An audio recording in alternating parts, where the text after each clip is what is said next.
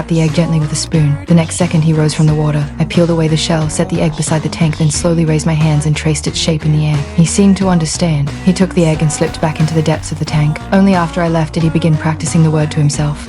My name is Elisa, a woman the world of sound forgot. I worked as a janitor in a government research facility, and it wasn't until I found him, locked inside that tank, that I felt something like wholeness for the very first time. From that day on, I brought him an egg every day. I discovered he could feel music. When it played, he would mirror me from inside the glass, copying every gesture. The Soviet scientist happened to see this. He began to understand that this creature possessed genuine emotions. The next day, I came as usual. He was bound by heavy iron chains, his body covered with scars from electric burns. Footsteps sounded outside the door. I pressed myself into the shadows. The military had decided to move to vivisection. They wanted to study his respiratory system and extract whatever advantage it might offer. The doctor stood up against it, argued that this creature possessed profound intelligence, but the general didn't care. A wild thought took root in me. I was going to get him out. I found my painter friend and asked him to wait outside as backup. Using the access my janitorial work gave me, I studied the rotation patterns of every camera in the corridor. On the night of the escape, I angled one of the cameras to carve out a brief blind spot in the surveillance. I wheeled my cleaning cart into the laboratory, but the heavy iron chain was an obstacle I hadn't solved. Did you move the camera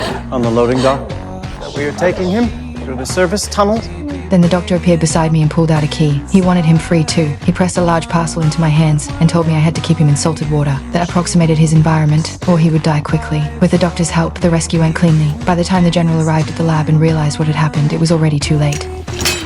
Back home, I followed the doctor's instructions precisely, filled the bathtub, dissolved in the salt, layered in the kelp. Only when I watched him breathe normally did the tightness in my chest begin to release. But it wasn't over yet. The canal outside the city only connected to the open ocean during the high tide at the end of the month. Until then, we had to keep him hidden. While I was at work, the responsibility of watching over him fell to my painter friend. He dragged in his easel intending to paint a portrait and promptly fell asleep mid-canvas. That was the opening. He slipped out of the bathroom and wandered curiously around the apartment. The cat spotted him first. In the blink of an eye, the cat was gone. The painter startled awake.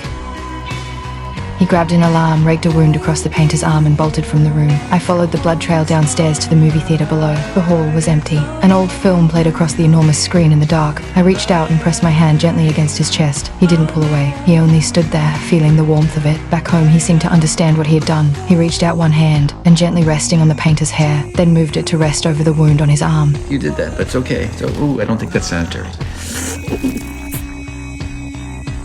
The next morning, the painter's hair has actually grown back. The gash on his arm had closed completely. Between him and me, something was accelerating beyond. One night, he reached up and drew back my collar, studying the 3 scars along my throat with a quiet. The intimacy of it made heat rise to my face, and it changed into something soft and beautiful.